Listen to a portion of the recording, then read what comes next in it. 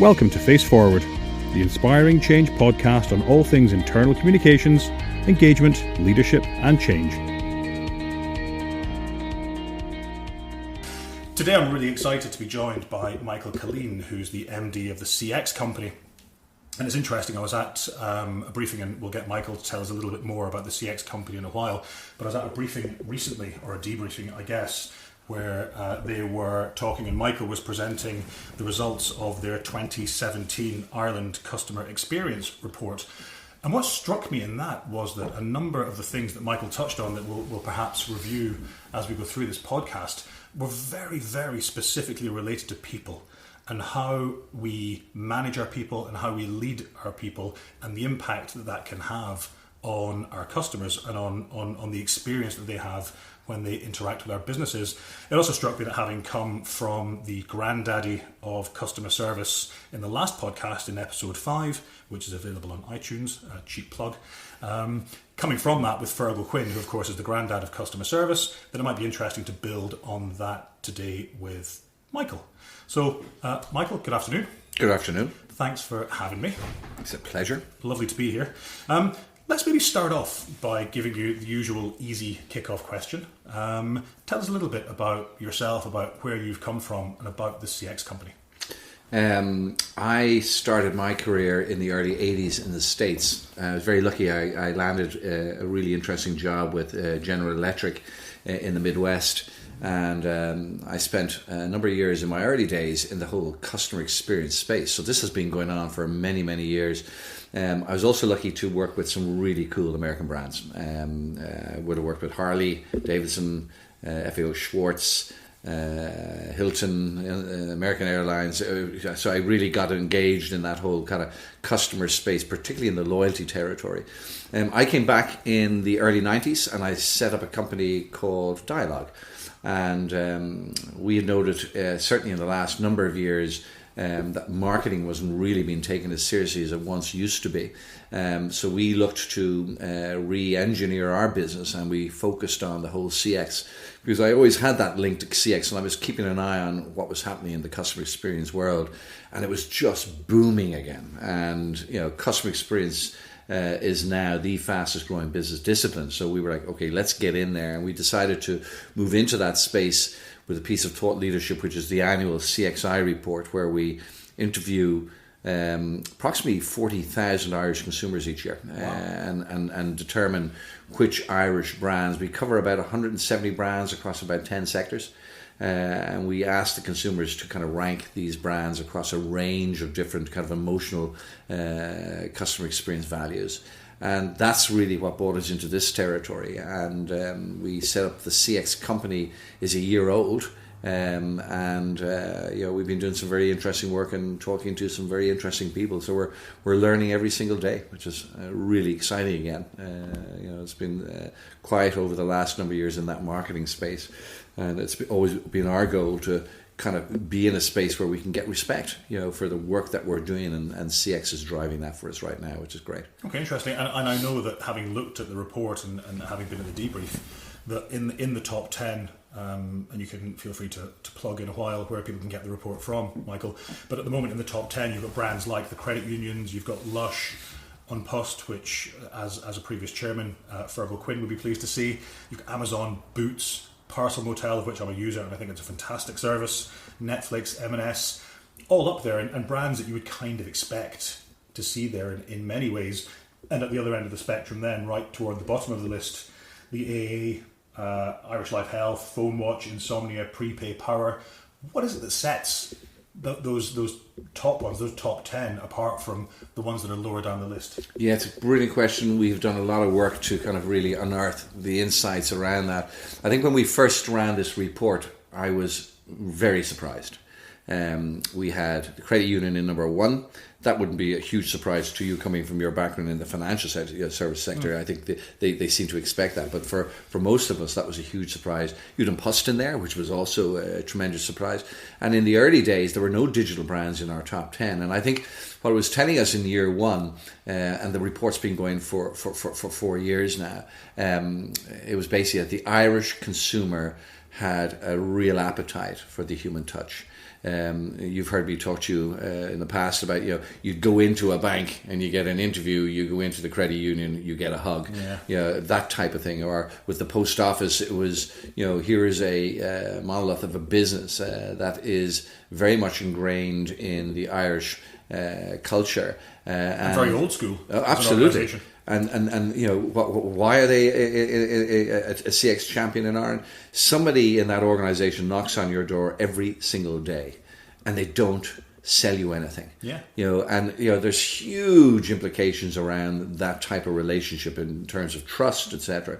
But interestingly enough, this year you mentioned there are a number of digital brands that have come in, and we've been monitoring, the slowness of these digital brands to come on board. What's keeping them back? We notice in the US and the UK, which are far more mature markets, that the digital brands such as the Amazons, etc., have always been in their top 10. So it's good news that they're finally being trusted in the Irish market. And I think it really comes down to time and effort. Consumers' time and effort is so valuable today. They really are making huge strides, and the Irish consumer is starting to respect that. The report, I will plug it, it's on our website, www.thecxcompany.com, and you can download a PDF free of charge, of course, for the last 3-year reports, and some interesting insights there if anybody's interested. Yeah, great. And for me today in this podcast and all of these podcasts have very much been about insights. And I think other organisations who maybe are at the bottom of that list, who maybe aren't in that list, or maybe at the top of the list who want to keep doing more to begin to build and retain that position. I think today I'd like to be about what are some of the practical things that they can do. And I guess one of the things that you talked about when we did the debrief was very specifically around leadership and the role of leaders in organisations and the impact they can have on their people to make sure they have maximum customer experience impact on customers. Yeah. Maybe tell me a little bit about that. Yeah, it's interesting when you talk about leadership within the customer experience discipline. You start out by referencing that without the leader of an organisation, and we talk about the CEO. If they are not ingrained, if they're not supporting that culture, it is going to fail. They have to be the main driver within the organisation. It starts at that level, and then it works its way down through the whole organisation, and it's actually delivered by staff, front-facing staff, but also support-facing staff have a huge role. We see across, if you look at all of the true champions, those that are delivering best practice CX around the world, you will have a leader in there that's driving it. So the Amazons of this world, they are absolutely fixated with the customer. It is very much part of their culture. And I think one of the issues that we picked up in the Irish market is that you get a lot of large companies who talk about the customer is first, but there's a big disconnect between the top of the organisation and the people on the floor. Yeah. And they will talk a lot about it, and you walk into the receptions and you'll see on the wall the customer is number one in here. And when you sit down with the leader of that organisation and you ask about maybe the board's investment policy, you'll pick up feedback that maybe 90-95% of their investment as an organisation still is going into building infrastructure, etc. So you have to sit back and say, guys, hold on a sec, are you truly behind this vision of the customer is king? Because a lot of those investments are invisible to me, the consumer. And I think when you look at it, oftentimes people are confusing marketing with customer experience, and we put the customer first is a fantastic marketing strapline.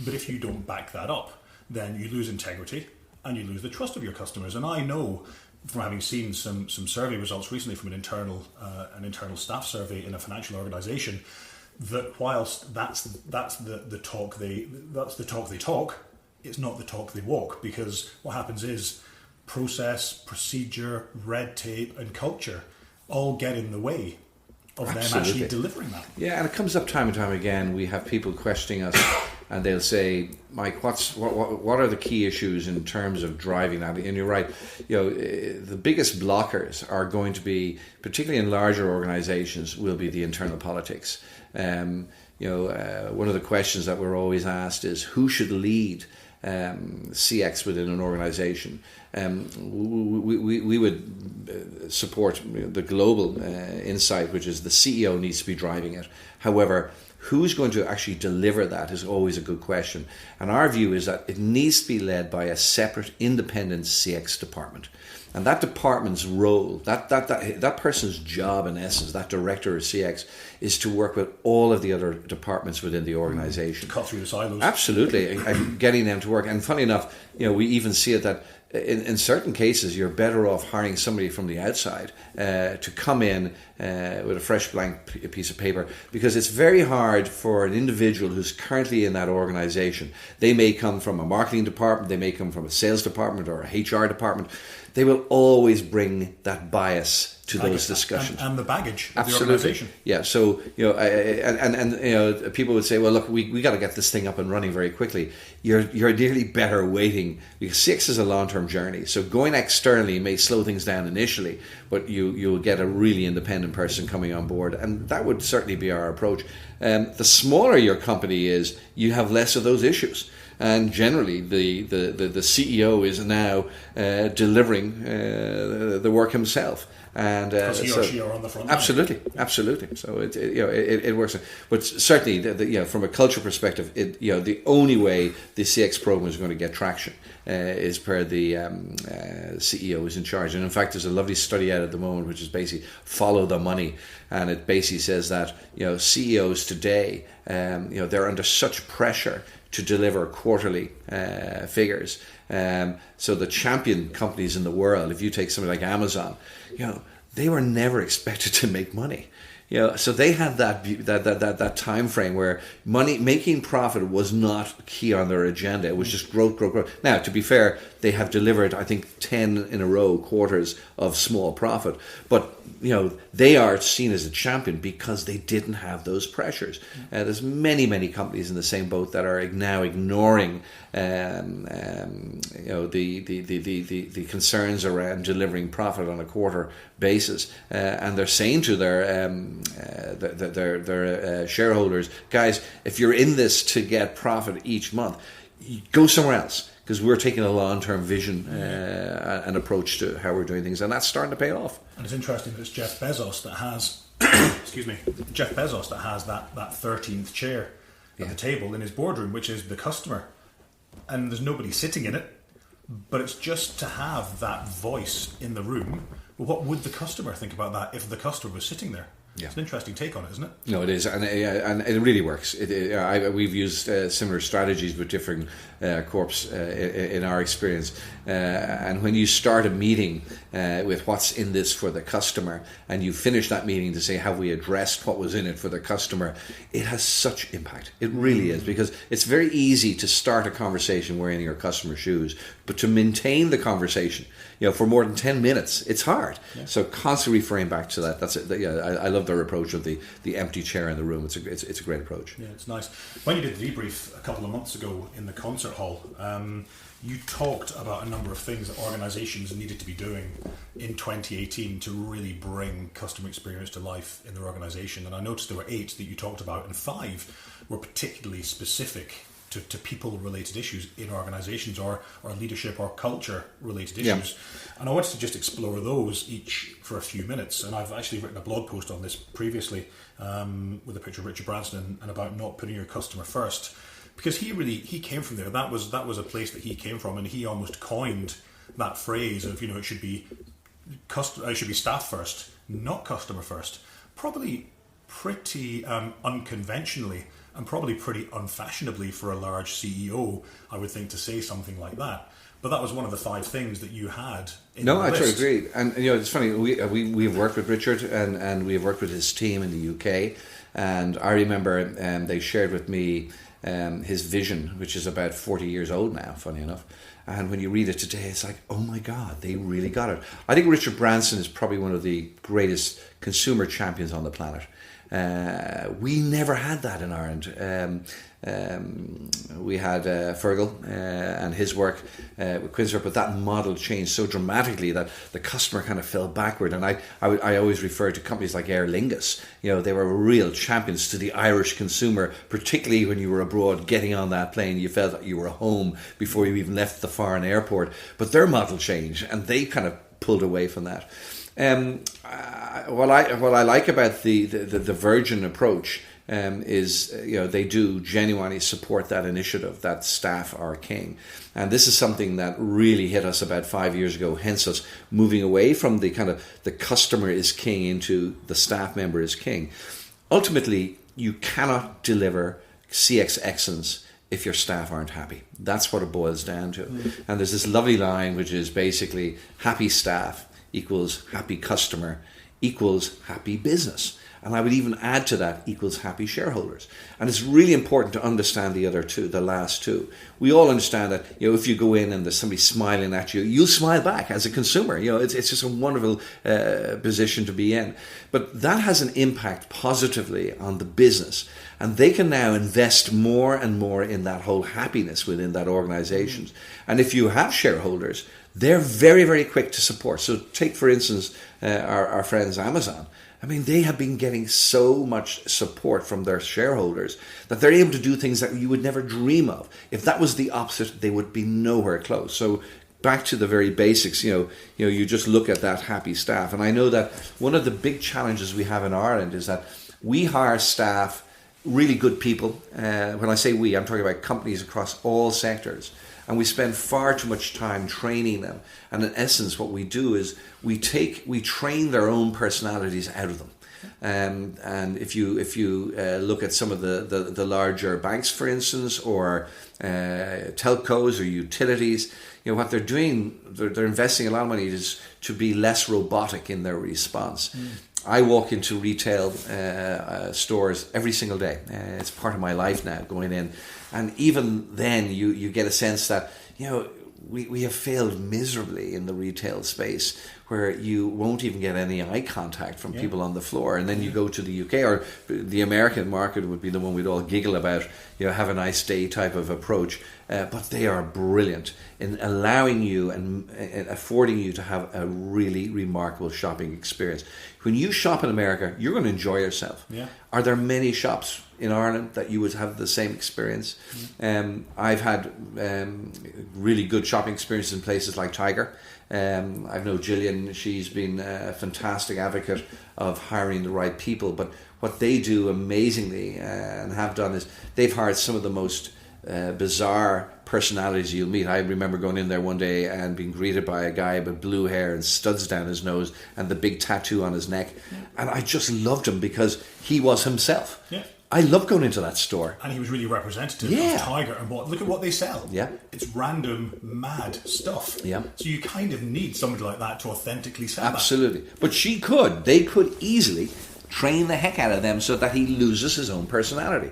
Hire them for the personality, and then you train them around the specifics. There'll be product training that you need to do, systems training that you need to do. That's all they need, but don't turn them into robots. And I think we get too much of that in the retail sector here in Ireland. It was interesting, Fergal touched on that in the podcast that we did with him, where he talked about when they hired staff, what they would do is they wouldn't give them a handbook with the rules and regulations. It was a case of do the right thing. And what they would do is they would mentor you up or pair you up with somebody else.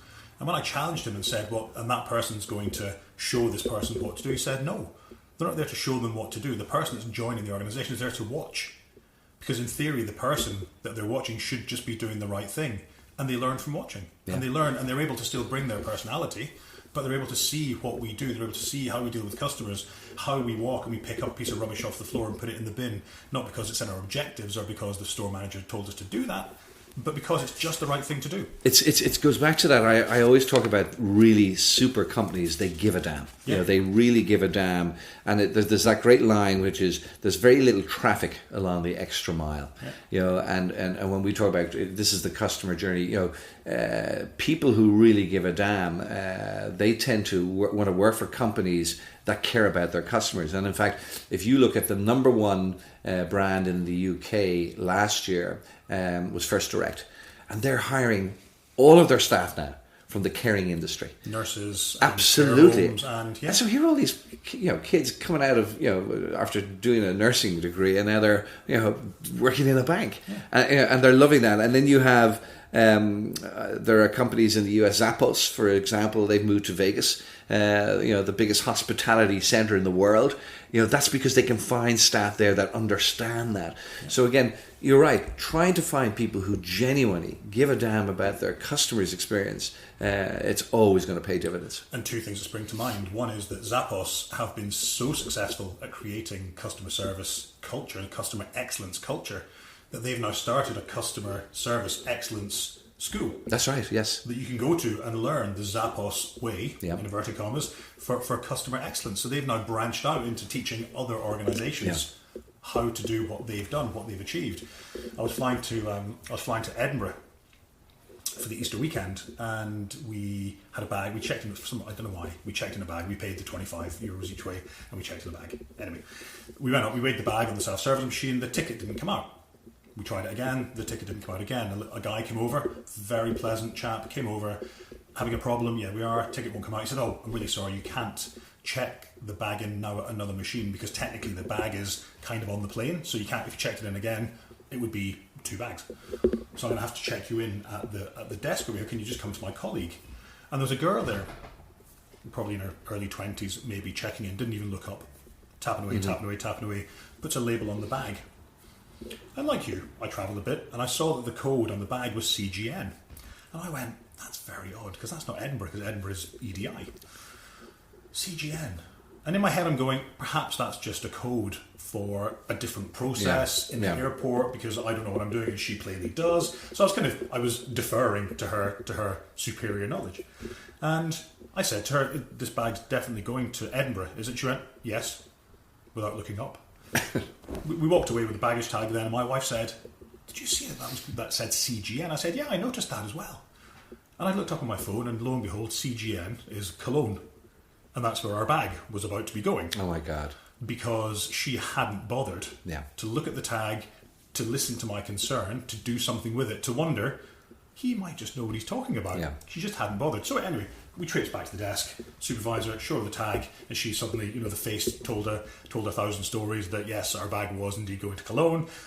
She fixed it, she got the thing sorted, she gave us free access through the fast track so we could make our flight, all that stuff. So she did her part of the job really, really well. As she was doing all that, I walked back over to the girl who was on the desk, and I said to her, by the way, although I did check twice with you, you had tagged that bag for Cologne. And you know what she said to me? Absolutely nothing.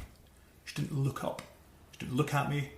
She didn't apologise. She didn't say anything. But there's somebody who's unhappy in their job. Oh, absolutely. And the impact. I tell you what, that's a really nice story to kind of move into that whole area. What is CX?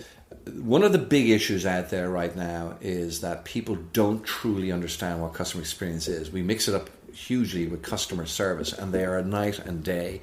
And what you have just shared there is a great way to bring that to life. Customer experience is how you feel when you're interacting with a brand. And you can, as you're telling that story, with that airline, there's fume coming out your ears. Yeah. You are so upset, so annoyed, etc. Now, there's a couple of things going on. Customer service is the functions. You have a desk where there's a woman sitting there, and she's there to help you, or you can go to a bag area to drop your bag in. That's all function. The emotional element is what we're measuring, is the whole customer experience. And from that perspective, we find that 80% of the companies we deal with believe they give an amazing customer experience, where only 8% of their customers agree with that statement. Wow. So there's a massive gap, and the reason the gap is there is because they don't understand the difference between customer service and customer experience. So that story that you've talked about is, okay, so if I'm in her boots, how could I address that? The first thing I would be saying, there's a huge opportunity to resolve this issue. So turning a negative into a real positive. So things like, oh my God, Scott, I am so upset. And I would even use the word Scott because it's nothing, the one thing that people love more than to hear in anything else is their name. So just even by addressing you by their name, it would suggest to you that she does care. And, being able to say, I'm so sorry, this has happened a few times, and being honest, and being empathetic and really understanding what's going on, but being able to resolve that issue there and then, that the staff member is empowered to do that. That's what customer experience is all about. And it is down to the people. And so if that was a caring organization, and we I've grown up in the airline industry, I've worked with many airlines across the world, and they used to own CX, and now unfortunately it's just gone. And we always tell the story about, your customer experience will be determined by your expectations. So if you and I are going to London tomorrow and you're flying Aer Lingus and I happen to be flying Ryanair, we both already have completely different expectations. Absolutely. If Ryanair smile at me when I go in there and greet me by name, I am over the moon. Bingo. And if Aer Lingus don't match that, so they're already under severe pressure. Their expectations are far higher. And that's quite interesting when you look at certain banks or certain utilities. We're not expecting an awful lot from a bank. So if they turn around and smile and greet you and genuinely care, and that back to that give a damn, already you've got me. Yeah. And you only have to do that once or twice a year. It's not something that it has to be consistent. There's a big issue that's always asked. We need to deliver a consistent CX. Yeah, it's a real goal. It's very, very hard to do. It really is hard to do because some companies will give you an amazing welcome, and then everything else beyond that then starts to falter and falter and falter. Which almost makes it worse. Yeah, no, you have to be very careful. You have to, again, that's managing expectations. So, if I love to get an incredibly good welcome when I come on board a new company or I join or I sign up to something. But my expectations now will be that welcome will continue to improve and improve and improve in every transaction I have. And when it falters, I start to believe you no longer love me. Yeah. And that's a huge issue. One of the big issues for companies around the world right now, we're all suffering the same, is that the consumers' expectations are growing so fast we simply cannot keep up with them. And last year, in fact, the Irish businesses overtook the UK businesses for the first time. Wow. And I'd like to say, isn't that amazing? Well done, Ireland Inc. We've done a great job. Unfortunately, it's more down to the consumers' expectations in the UK being so high that the big brands over there simply can't keep up with it. Okay. And that's a challenge for our businesses here in the Irish market. Okay, interesting. Let's move on to something else that you talked about in the debrief, which was keeping staff in the loop. And from a leader perspective, from a communications perspective, from my perspective, that's huge. Having people aware of what's going on in the organisation so they can then deliver that is critically important. Yeah, no, and it's so obvious. It really is, but it is overlooked time and time again. The one comment we hear time and time again from companies who have invested in CX is they approach us and say, is there any chance you can help us refresh our program? And there's the issue. Refreshing the program is basically means you have not been keeping staff in the loop. What we tend to do is we will design programs with staff. And again, very logical. You get the staff who know more about the customers than we do or the senior management team do. They're dealing with them every single day. And when you get them to design a program, it becomes very evident that they are going to keep an eye on its progress, etc. So simple things like keeping them up to speed on metrics, how we're doing, how we're scoring. A lot of companies will have NPS scores, or we have our own CXI report. Things like that are really important. But the beauty about it is that when you're designing the program, the staff have to feel that they are designing this program themselves, and so they own it. Absolutely, and they will seek progress reports, and they'll do that naturally. And unfortunately, what tends to happen is CX is really important out there. Let's have a CX program. Let's design it. Let's launch it, and then it dies. Yeah. Without there's no buy-in from the staff to keep it going. Yeah, and then funny, I think again the CX champions out there, not only do they keep staff in the loop, but they align their bonuses around CX metrics as well. So that is another great way to, and we're seeing that happening a good deal now in Irish companies. So it's they're buying into it, which is fantastic. And it's really interesting that, again, back to Fergal's podcast a couple of weeks ago, again, something that he advocated on the shop floor was sharing sales figures with staff, because that was back then their measure, whether it be right or wrong, was their measure of customer service. How many customers have come in the door and come straight to your department? Yeah. And that they were figures that they shared openly with the staff, because as he said, that motivated them to want to do better. Yeah. So even 30 or 40 years ago, that was listen, to happen. Absolutely. I mean, CX is not a new discipline. It has been around for centuries. So we accept that. Let me talk a little bit about emotion, because you talked, and again, from an employee engagement perspective, I completely agree that for a staff member, for somebody on your team to function at 100%, they need to bring their whole selves to work.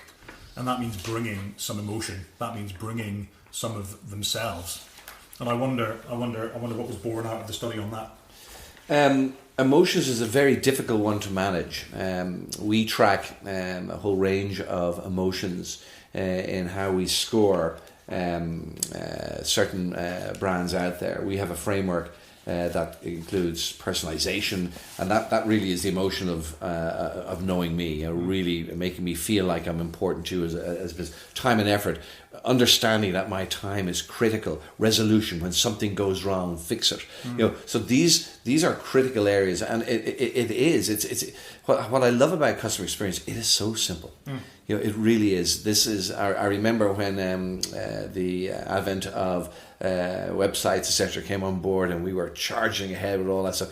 People found it really hard to understand. When you discuss CX with a board today, they all get it. They're all consumers, and again, it goes back to that emotional impact. You will remember how you felt rather than what you bought and what price you paid for when you went in that store. It's down to that. I mean, when you think about, when I ask people, when was the last time you had an amazing customer experience?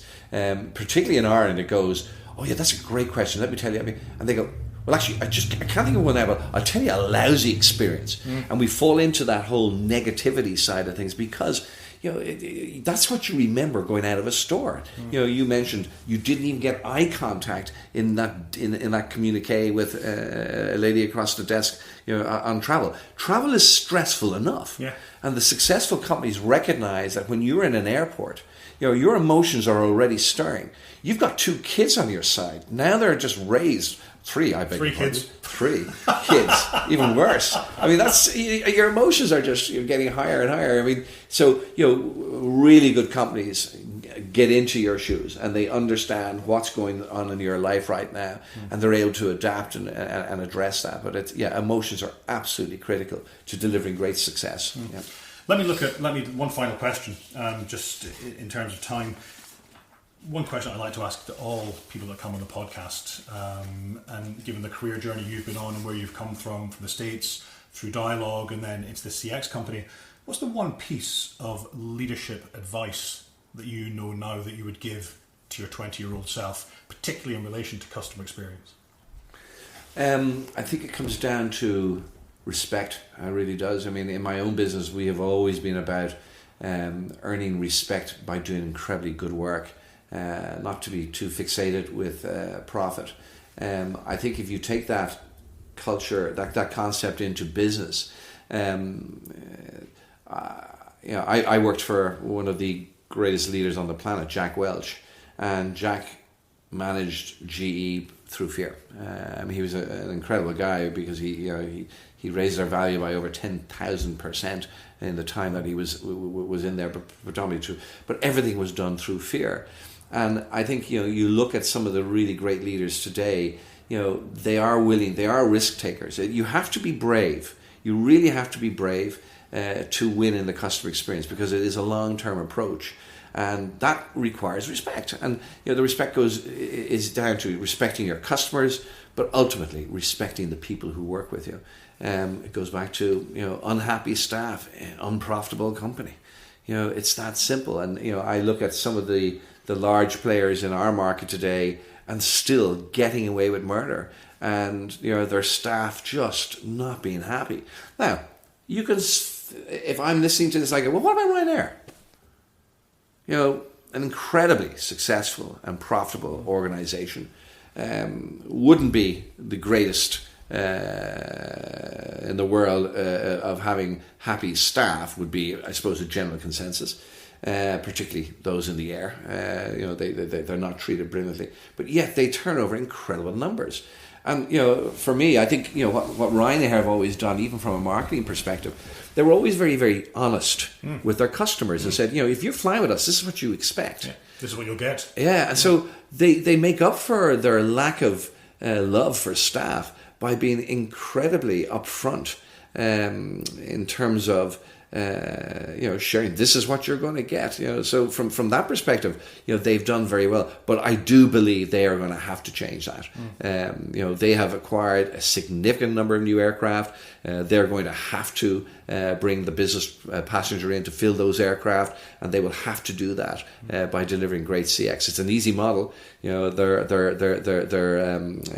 colleagues, Southwestern in the States, do exactly the same, but yet they deliver the CX on top of that. So, that ultimately has to be a way for them forward. Brilliant. So, Ryanair, watch this space. Michael, thanks a million for your time. It's been really, really good talking to you. Some useful insights, some interesting insights. Give a quick plug for where people can get the report again. Report is at thecxcompany.com, and there are the last 3 years reports there. Interesting reads, and also the league table for Irish brands. Michael, thanks very much. You're welcome. Delighted. Thanks for listening. For more on inspiring change and to read our blog, please visit inspiringchange.ie.